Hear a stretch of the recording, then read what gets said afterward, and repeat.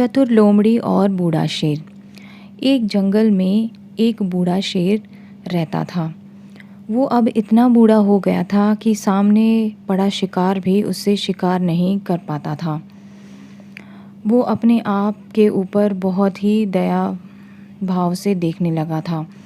उसने सोचा कि अगर मैं इसी तरह चलता रहा तो मैं कुछ ही दिनों में मर जाऊंगा। तो उसके पास एक कौवा आया और उसने कौवे से ये कहलवा दिया कि पूरे जंगल में अब वो बाहर गुफा से नहीं निकलेगा, क्योंकि वो बहुत बीमार है।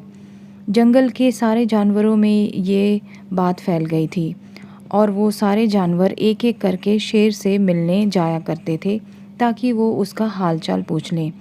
शेर बस इसी तलाश में था और मौका देखते ही वो जो भी जानवर उसके पास आता उस पर झपट पड़ता और उसको खाकर अपनी भूख मिटा लेता। कई दिनों तक ये सिलसिला चलता रहा और जंगल के कई जानवर शेर की गुफा में जाकर वापस नहीं आते थे।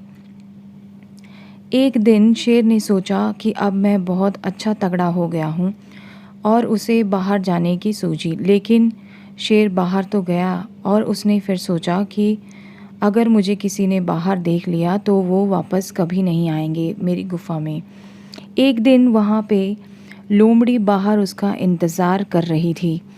शेर ने कहा, तुम्हें भी बाकी जानवरों की तरह गुफा के अंदर आना चाहिए था।